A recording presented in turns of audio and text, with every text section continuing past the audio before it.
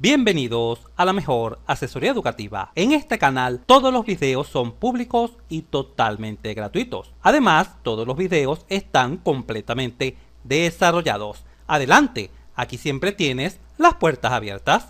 Aquí en la mejor asesoría educativa solo te pedimos 3 cosas para tu beneficio. La primera es que te suscribas, así nos ayudas a crecer y a llegar a más personas para ayudarlas. La segunda es que compartas este material, así ayudas a tus familiares, amigos y compañeros. También te invitamos a apoyar el canal. ¿Pero cómo? A través de una donación en el link de nuestro Patreon, que encontrarás acá debajo en la descripción. Y si tienes alguna duda de cómo realizar esta donación, acá te dejo mi correo en pantalla, el cual es jorgegranadillo@gmail.com. Al escribirme te podré orientar acerca de cómo apoyar nuestro canal. De antemano, muchas gracias, porque por ti este canal continúa creciendo, logrando ayudar cada vez a más y más personas.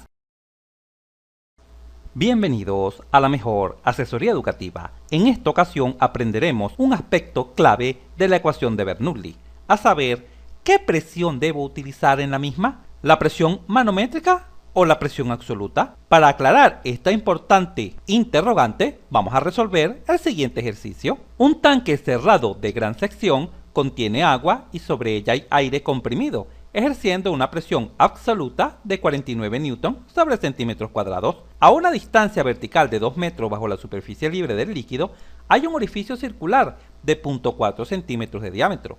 El mismo también se encuentra a una distancia de 1 metro con respecto al suelo. Calcular: A. La velocidad de salida del agua. B. El caudal del agua que sale. C. El alcance horizontal del agua. D. La velocidad del agua al llegar al suelo. Y por último, el ángulo que forma tal velocidad final con la horizontal. Pasemos a ilustrar lo que está sucediendo. Se tiene un tanque cerrado, es decir, el mismo posee tapa en la parte superior. Este tanque cerrado contiene agua y por supuesto en su parte superior contiene aire comprimido a una presión absoluta de 49 newton sobre centímetros cuadrados. Antes de continuar, vamos a transformar las unidades de esta presión a unidades internacionales, es decir, a newton sobre metro cuadrados, o lo que es lo mismo pascales. ¿En qué forma? Así, observa qué fácil y sencillo es. Vamos a multiplicar por un factor que nos permita convertir estos centímetros cuadrados a metros cuadrados. Sabemos que en 1 metro hay 100 centímetros, ¿correcto? Pero nuestra unidad de longitud está elevada al cuadrado, obsérvese acá, centímetros cuadrados. Por lo tanto, debemos elevar al cuadrado tanto el numerador como el denominador, de tal forma que nuestro factor de conversión quedaría así. Observa, 49 newton sobre centímetros cuadrados por 100 por 100 son 10.000 centímetros cuadrados sobre, y 1 al cuadrado es 1 por 1, que sería 1 metro cuadrado. De tal forma que centímetro cuadrado simplifica con centímetro cuadrado, y al efectuar este producto, 49 por 10.000, se obtiene como resultado 490.000 newton sobre metro cuadrado, que usualmente en unidades de ingeniería la unidad 1000 se sustituye por la letra K, de tal forma que nuestra presión absoluta sería de 490 kilonewton sobre metro cuadrado. Y finalmente recuerda que newton sobre metro cuadrado es pascal. Por lo tanto, nuestra presión absoluta toma el valor de 490 kilopascal. Genial. Continuemos. El enunciado nos informa que existe un orificio ubicado acá, cuyo diámetro es 0.4 centímetros. Pero como vamos a trabajar en el sistema internacional, vamos a transformar estos 0.4 centímetros a metros. ¿Cómo? Recordando que en 1 metro hay 100 centímetros, ¿correcto? Así podemos simplificar centímetro con centímetro, y al dividir 0.4 centímetros entre 100 se obtiene como resultado 0,004 metros. Este sería el diámetro de nuestro orificio.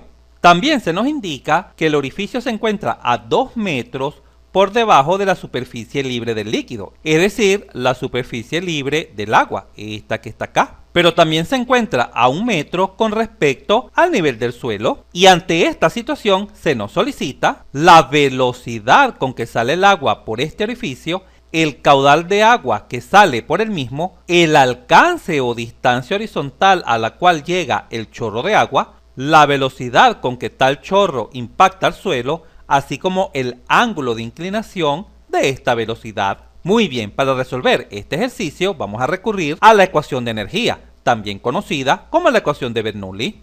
Recuerda que la ecuación de Bernoulli tiene 3 presentaciones. Esta primera representación donde cada uno de sus términos representan presiones. Esta segunda presentación donde cada uno de sus términos vienen en metros. Y esta tercera presentación donde cada uno de sus términos vienen en energía específica, es decir, en Joule sobre kilogramos. Si te has perdido de nuestro video, donde se explicó con lujo de detalles la deducción de cada una de estas ecuaciones, así como la interpretación de esta importante variable que es la presión, no te preocupes. Acá en la Mejor Asesoría Educativa siempre te dejamos todo a la mano. Entra acá en la esquina superior derecha de la pantalla y domina hoy y para siempre todas las ecuaciones de Bernoulli. ¡Excelente! Vale mencionar que trabajar con cualquiera de estas ecuaciones te conducirá exactamente al mismo resultado. La única diferencia radicará en la constante para el líquido. Por ejemplo, si trabajas con la primera, requerirás la densidad del agua, que acá abajo se visualiza. La densidad del agua vale 1000 kilogramos sobre metros cúbicos.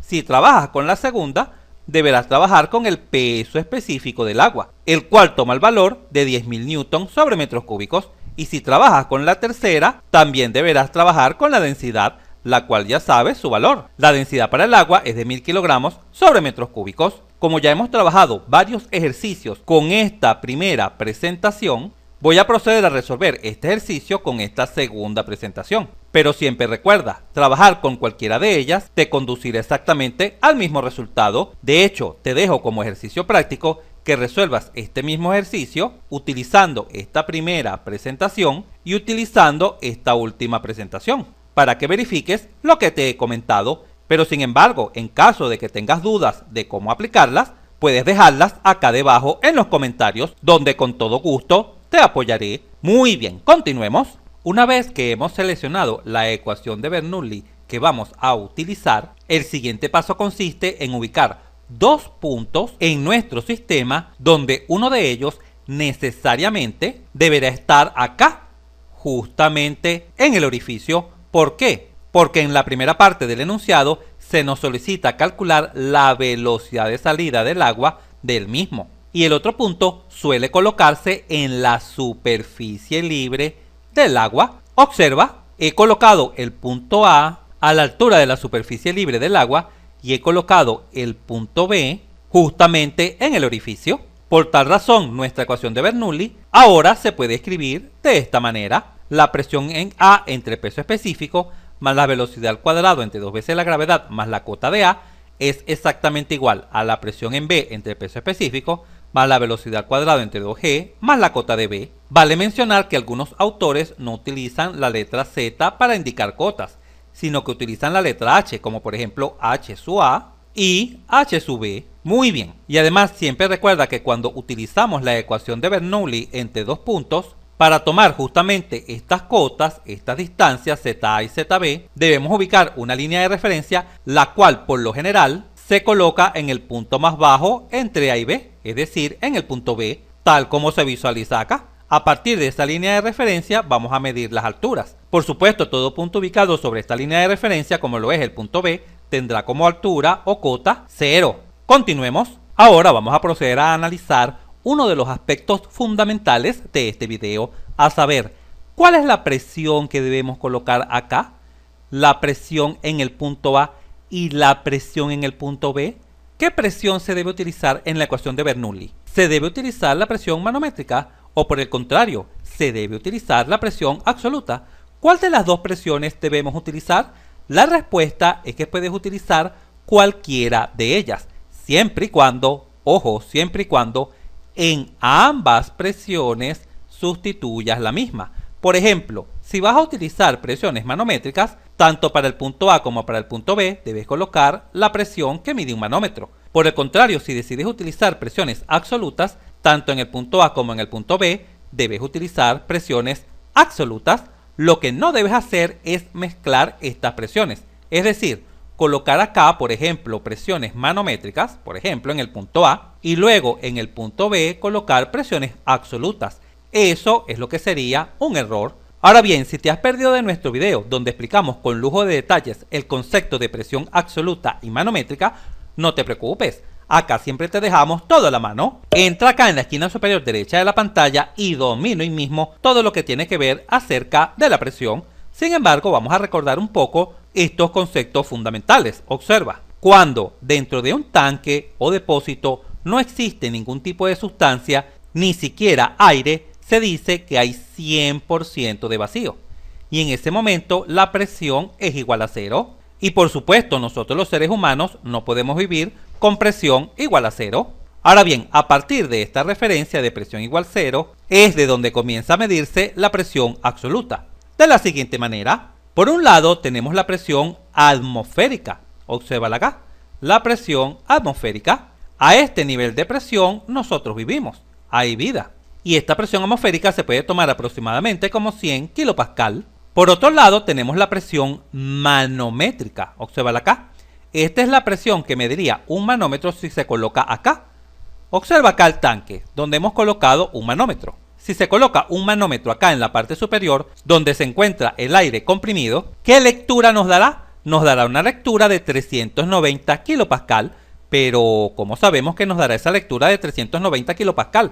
Por lo siguiente, pon mucha, pero mucha atención. Siempre se cumple que la presión absoluta siempre será igual a la presión atmosférica, la presión de ese ambiente, más la presión manométrica, la presión que marca un manómetro. Y es por tal razón que la visualizas acá.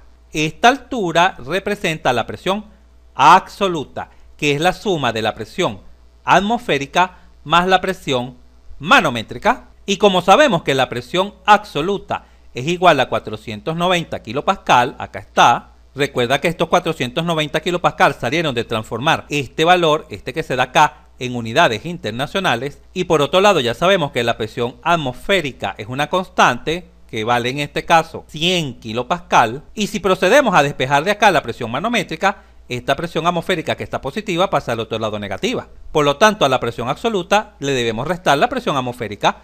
490 menos 100 es igual a 390 kilopascal. Y justo por esa razón es que observas que la presión manométrica en este caso toma el valor de 390 kilopascal. En resumen, la presión absoluta de 490 kilopascal siempre es igual a la suma de la presión atmosférica, que son 100 kilopascal, más la presión manométrica, que es 390 kilopascal. 100 más 390 es igual a 490 kilopascal. Y en este momento vale realizar el siguiente comentario. Si tomas un manómetro, este que está acá, un manómetro, y lo tienes en tus manos a presión atmosférica a esta altura, a una presión de 100 kilopascal, ¿qué lectura te indicará el manómetro? Te indicará presión cero, porque los manómetros están diseñados para medir sobrepresión, la presión que se encuentra por encima de la presión atmosférica. En otras palabras, si vas a cualquier sitio y compras un manómetro, este te marcará cero. Únicamente cuando ese manómetro lo colocas en un tanque o en un depósito o en una línea donde circula cualquier líquido, como por ejemplo el agua, justo en ese momento es que el manómetro te indicará una lectura. Y repito, esa lectura es conocida como la presión manométrica y no es más que la sobrepresión que existe por encima de la presión atmosférica. Genial. Ahora que ya tenemos estos conceptos en claro, el concepto de las presiones absolutas y manométricas, podemos proceder a sustituir acá en la ecuación de Bernoulli. Observa, si utilizamos presiones manométricas, ya sabemos que la presión manométrica en el punto A, K, que por supuesto es la misma presión que tiene el aire que se encuentra sobre el agua, vale 390 kilopascal. Y ya explicamos por qué. Sin embargo, vamos a repetirlo, porque simplemente a la presión absoluta se le resta la presión atmosférica para obtener la presión manométrica. 490 kilopascal menos 100 kilopascal, que vale la presión atmosférica, es igual a 390 kilopascal. Y por otro lado, sabemos que la presión manométrica en el punto B, acá donde está saliendo el agua, Como el agua está saliendo al ambiente, en el ambiente por supuesto existe la presión atmosférica. Pero tal como te acabo de comentar, si tomas un manómetro en tus manos, este marcará como lectura 0, ya que un manómetro está diseñado para medir sobrepresiones, presiones que se encuentren por encima de la presión atmosférica. Por lo tanto, podemos decir lo siguiente: la presión manométrica en el punto A toma el valor de 390 kPa. La velocidad con que disminuye el nivel del agua dentro del tanque es aproximadamente 0, ya que es un tanque de gran sección. La cota del punto A es exactamente 2 metros, tal como se visualiza en la figura. Obsérvese acá, 2 metros. La presión en B vale 0, porque estamos trabajando con presiones manométricas. Y como B está abierto a la atmósfera, la presión manométrica es igual a 0. La velocidad en el punto B es justamente lo que queremos conocer, ¿correcto? Y finalmente, la cota del punto B es igual a 0, porque justamente en el punto B es donde se ha ubicado la línea de referencia, donde las cotas son iguales a 0, de tal forma que al sustituir acá la presión manométrica quedaría la presión que marca el manómetro dividido entre el peso específico del agua, tal como lo indica la fórmula, más la cota del punto A, que ya sabemos que vale 2 metros, igual a este término, que es donde se encuentra nuestra incógnita, la velocidad con que sale el agua del punto B. Pero ahora bien, ¿cómo quedaría la expresión de la ecuación de Bernoulli si en vez de utilizar presiones manométricas utilizáramos presiones absolutas? Observa, si utilizamos presiones absolutas, ya sabemos que la presión absoluta del punto A, que es dato del problema, es de 490 kPa. Y como el ambiente donde se descarga el agua acá en el punto B está abierto a la atmósfera, se tiene la presión atmosférica. Por lo tanto, la presión absoluta, ojo, la presión absoluta en el punto B es igual a la presión atmosférica. Quizás te preguntes, pero ¿por qué la presión absoluta atmosférica vale 100 kPa? Recuerda lo siguiente. Vamos a hacer una pequeña nota por acá debajo. Observa. La presión absoluta, ya sabemos que siempre es igual a la presión atmosférica más la presión manométrica, ¿correcto? Pero ya sabemos que a presión atmosférica un manómetro marca 0. Por lo tanto, la presión absoluta sería igual a la presión atmosférica, porque 100 más 0 es igual a 100. Muy bien, continuemos. Al simplificar la ecuación de Bernoulli se obtiene lo siguiente. La presión absoluta del punto A vale 490 kPa. La velocidad con que disminuye el nivel del agua dentro del tanque es aproximadamente 0, debido a que es un tanque muy grande. La cota del punto A ya sabemos que vale 2 metros. La presión absoluta en el punto B vale 100 kPa. La velocidad en el punto B es justamente lo que queremos calcular. Y la cota del punto B es igual a 0. Por lo tanto, nuestra ecuación de Bernoulli queda así. Obsérvese acá. La presión absoluta del punto A entre el peso específico del agua más la cota del punto A igual a la presión absoluta del punto B, que es la presión atmosférica entre el peso específico del agua, más esta expresión que contiene justamente nuestra incógnita. Ahora bien, pon mucha atención.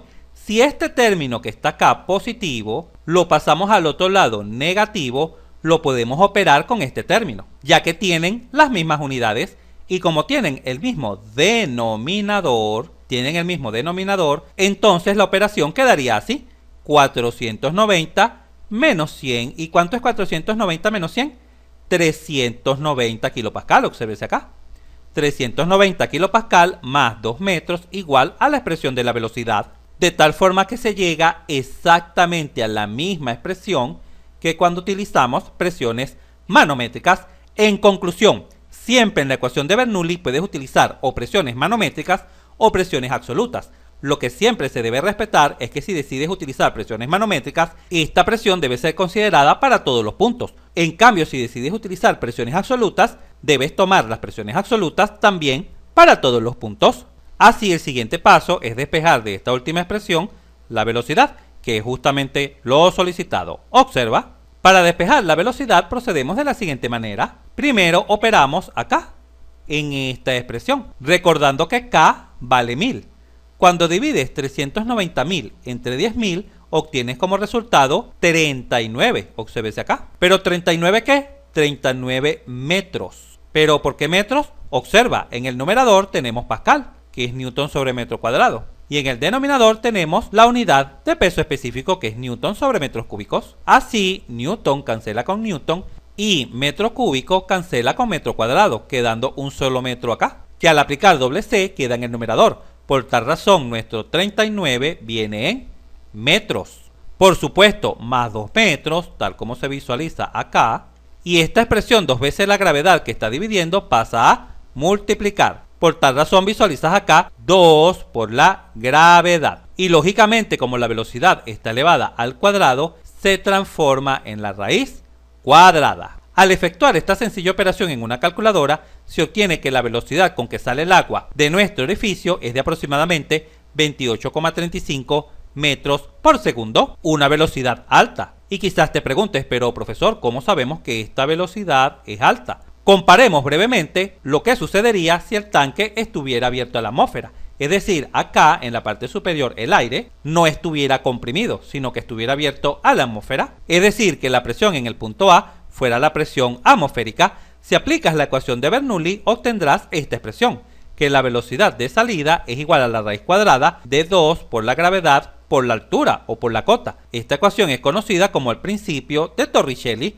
Si sustituimos nuestros valores, se tiene 2 por la gravedad por la cota, que ya sabemos que vale 2 metros. Y al efectuar esta sencilla operación, observa la velocidad que se obtiene, 6,3 metros sobre segundo. Una velocidad que es mucho, pero mucho menor que esta, ¿correcto? Pero ¿por qué esta velocidad nos dio menor? Porque esta es la velocidad si el aire no hubiese estado comprimido, es decir, el tanque hubiese estado abierto a la atmósfera. Genial, continuemos. Y ahora que ya conocemos la velocidad, podemos dar respuesta al apartado B, que es el caudal. ¿A qué es igual caudal? Caudal es igual a velocidad por área, ¿correcto? Como ya la velocidad la conocemos, vale 28,35 metros sobre segundo, lo único que faltaría por conocer para obtener el caudal es el área. Pero como se nos proporciona el diámetro del orificio, el cual vale 0,4 centímetros, o lo que es lo mismo, 0,004 metros, entonces ¿cuánto vale el área? En mecánica de fluido, la mayoría de las tuberías es de sección circular. Por lo tanto, para calcular su área se utiliza el área de un círculo, el cual es pi por el diámetro al cuadrado dividido sobre 4. Por lo tanto, el caudal de agua que sale por el orificio será igual a la velocidad, que es de 28,35 metros sobre segundo, multiplicado por el área, que vale pi por el diámetro, ojo, en unidades internacionales, que vale 0,004 metros, elevado por supuesto al cuadrado y dividido sobre 4. Al examinar las unidades tenemos metro cuadrado por metro, que es metro cúbico sobre segundo.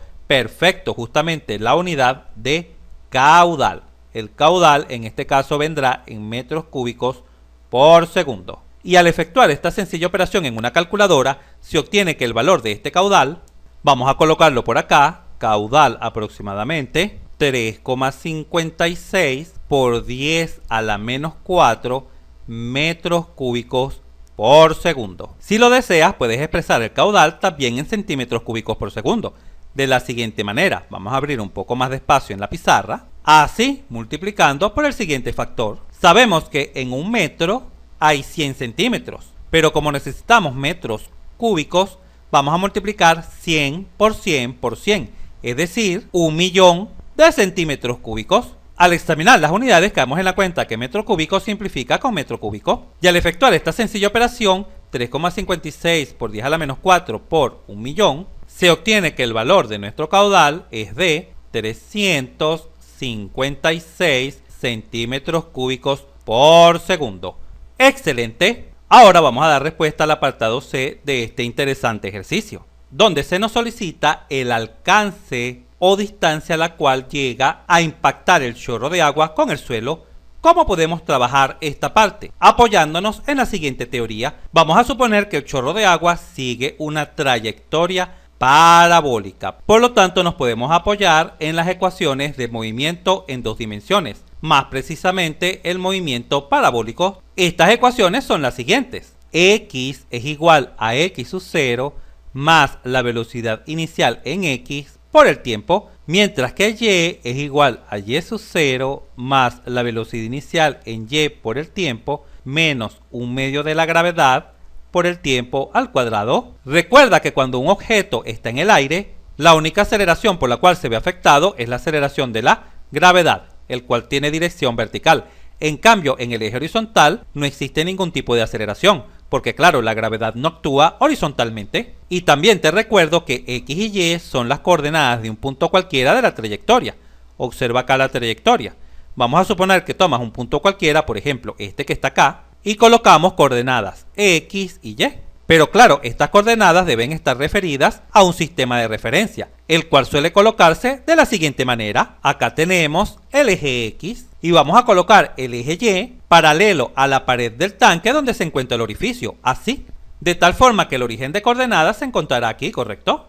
Acá se encuentra el origen de coordenadas. Ahora bien, cuando el agua impacta al suelo es porque se encuentra acá, justamente acá, impactando al suelo. Y en este momento te pregunto, ¿cuáles son las coordenadas de este punto acá cuando el agua llega al suelo? Bueno, en X es justamente el alcance X, esta distancia que está acá. ¿Y cuál sería el valor para Y? Sería exactamente 0, porque claro, este punto azul se encuentra sobre el eje X. Y así, al sustituir estas coordenadas en nuestras ecuaciones, se obtendrá lo solicitado, que es el alcance a la cual llega el chorro de agua en el suelo. Observa, X será igual a ¿cuánto vale X sub 0 y Y sub 0? X sub 0 y Y sub 0 son las coordenadas de donde sale el agua, es decir, del orificio, de este punto que está acá, obsérvalo acá, justo en el orificio. ¿Cuánto vale la coordenada en X de este punto? Bueno, evidentemente la coordenada en X vale 0. ¿Y cuánto vale la coordenada en Y de ese mismo punto, de este punto donde está ubicado el orificio? Bueno, la coordenada Y sub 0 vale justamente esta altura, es decir, 1 metro, vamos a colocarlo acá. Vale 1 metro. Así, al sustituir se tiene X igual a X sub 0, que vale 0, más B sub 0X. Recuerda que B sub 0X es B sub 0 por el coseno del ángulo que forma el vector velocidad con la horizontal, pero observa, ese vector velocidad es totalmente horizontal. Porque claro, cuando sale el agua del tanque, este sale disparado completamente horizontal. Por lo tanto, el ángulo del vector velocidad inicial es 0. Vamos a colocar acá coseno de 0. Por supuesto, todo esto multiplicado por el tiempo, mientras que para Y se obtiene lo siguiente. ¿Cuál es la coordenada en Y al final cuando el agua llega al suelo? Ya sabemos que vale 0. Este es igual a. ¿Cuánto vale la coordenada en Y cuando el agua sale del tanque? Vale 1. Más, ¿cuánto vale B sub 0Y? B sub 0Y no es más que B sub 0 por el seno del ángulo del vector velocidad, que ya sabemos que es 0. Multiplicado por t, menos 1/2 de la gravedad por el tiempo al cuadrado. Vamos a simplificar un poco estas ecuaciones. Ya sabemos que el coseno de 0 es igual a 1, ¿correcto? En cambio, el seno de 0 es igual a 0. Por lo tanto, estas ecuaciones quedan así. X es igual a B sub 0 por t y 0 es igual a 1 menos 1/2 de la gravedad por el tiempo al cuadrado. Y al examinar estas últimas ecuaciones, estas que están acá, caemos en la cuenta que para conocer el alcance X, necesitamos el tiempo, porque ya la velocidad con que sale el chorro de agua lo calculamos en el ítem A. Entonces, ¿cómo podemos obtener este tiempo? Este tiempo es este mismo tiempo. Es el tiempo que tarda el agua en llegar al suelo y lo podemos obtener de esta segunda ecuación, de manera bastante sencilla. Observa, como este término está negativo, pasa a la izquierda positivo y este debe ser igual a 1, a este 1 que está acá, obsérvalo acá. De acá es bastante sencillo despejar el tiempo. El tiempo no es más que 2 por 1, 2. La gravedad que está multiplicando pasa a dividir y la raíz cuadrada. En cuanto a las unidades, recuerda que estas distancias vienen en metros. Este 1 es 1 metro. Por lo tanto, acá se tiene 2 metros y la gravedad, que vale 9,8 metros sobre el segundo al cuadrado. Los metros se simplifican y queda segundo cuadrado, de tal forma que al extraer la raíz cuadrada se obtendrá la unidad de tiempo, que es el segundo. Y finalmente este tiempo lo sustituimos acá en la primera ecuación y se obtiene lo solicitado, que es el alcance a la cual llega el agua. Vamos a abrir un poco más de espacio en la pizarra para sustituirlo. Observa. Por lo tanto, el alcance a la cual llega el agua será igual a la velocidad con que sale el agua del orificio, la cual vale 28,35 metros sobre segundo, multiplicado por el tiempo, que ya sabemos que vale 2 dividido entre 9,8 y la raíz cuadrada. Por supuesto, este tiempo viene en segundos. Al examinar las unidades caemos en la cuenta que segundo simplifica con segundo. Y al efectuar esta sencilla operación en una calculadora, se obtiene que el alcance o distancia a la cual llega el agua al suelo es de aproximadamente 12,8 metros. Y listo. Ahora vamos a pasar a dar respuesta al apartado D de nuestro ejercicio. En el apartado D se nos solicita la velocidad con que impacta el agua en el suelo. Para obtenerla nos vamos a apoyar en las ecuaciones que ya hemos encontrado para la posición. Acá se visualizan. Y recordando la propiedad fundamental de la velocidad, recuerda que la velocidad no es más que la derivada de la posición con respecto al tiempo. En este caso, la posición viene dada en dos coordenadas, x y y. Acá está la posición. Por lo tanto, la velocidad final en x no es más que la derivada de esta primera expresión con respecto al tiempo, pero como la derivada de t vale 1, quedaría 1 por v sub 0. Vamos a colocarlo acá, v sub 0. Y la velocidad final en y será igual a la derivada de 1 es 0 porque es una constante. Y la derivada de t cuadrado es 2t. Quedaría así, menos 1 medio por la gravedad por 2t. Pero claro, los dos se simplifican y quedaría simplemente menos la gravedad por el tiempo. Y listo, estas son las ecuaciones que nos proporcionan las velocidades finales en un movimiento parabólico. Si en este momento te encuentras en secundaria y estás viendo este video y quizás no te han hablado de derivada, no te preocupes. Tu profesor te indicará que la componente de la velocidad en todo punto del plano viene dado por esta expresión. La velocidad en x es constante, mientras que la velocidad en y varía, depende del tiempo. Por lo tanto, la componente en x de la velocidad final es igual a v sub 0, la velocidad con que sale el chorro de agua, cuyo valor es 28,35 metros sobre segundo, mientras que la componente en y de la velocidad final será igual a menos la gravedad, que vale 9,8 metros sobre segundo al cuadrado, multiplicado por el tiempo que tarda el agua en llegar al suelo, pero este tiempo ya lo hemos calculado, vale 2 dividido entre la gravedad, 9,8 metros sobre segundo al cuadrado. Recuerda que la unidad de este 2 es el metro y por supuesto la raíz cuadrada. Así la componente en x de la velocidad final es de 28,35 metros sobre segundo, mientras que la componente en y de la velocidad final toma el siguiente valor. Hay que efectuar esta operación en una calculadora. Al realizarla se obtiene el siguiente resultado, aproximadamente menos 4,43 metros sobre segundo. Estas son las componentes de la velocidad final del chorro de agua cuando impacta con el suelo. Tal como se visualiza en la figura, el vector velocidad final es este. Así, este es el vector velocidad final. Y este vector tiene una componente en x que viene dada así, a la derecha, porque es positiva. Observa acá la componente en x. Y tiene una componente en y hacia abajo, así. ¿Y por qué sabemos que es hacia abajo? Porque la componente en y es negativa. Visualízala acá. Ahora bien, aquí se forma un triángulo rectángulo, con ángulo recto entre las componentes entre Bx y By. Pero como lo solicitado es justamente acá, la hipotenusa, la velocidad con que impacta el chorro de agua con el suelo, esta se calculará a través del teorema de Pitágoras. Así, la velocidad del agua al impactar con el suelo será igual a b sub x al cuadrado más b sub y al cuadrado, la raíz cuadrada. Por lo tanto, la velocidad solicitada será igual a 28,35, que es la componente en x al cuadrado, más la componente en y al cuadrado, que es menos 4,43 al cuadrado. Por supuesto, el resultado vendrá en metros sobre segundo. Vamos a abrir un poco más de espacio acá en el centro. Al efectuar esta operación en una calculadora, se obtiene que la velocidad con que impacta el agua al suelo es de aproximadamente 28,7 metros sobre segundo. Y finalmente, obtener el ángulo con que dicha velocidad impacta el suelo es bastante sencillo. Ese ángulo lo hemos llamado θ, obsérvalo acá. Recuerda que cuando un vector tiene dos componentes x y y, ese ángulo siempre se calcula así, como el arco tangente de la componente en y dividido entre la componente en x. Por lo tanto, en este caso, ese ángulo θ toma el siguiente valor. Arco tangente de la componente en y, que es menos 4,43, dividido entre la componente en x, que es 28,35. Y como ambas vienen en metros sobre segundo, se simplifican las unidades. Al efectuar esta sencilla operación en una calculadora, se obtiene que el ángulo de la velocidad cuando impacta al suelo es de aproximadamente menos 9 grados.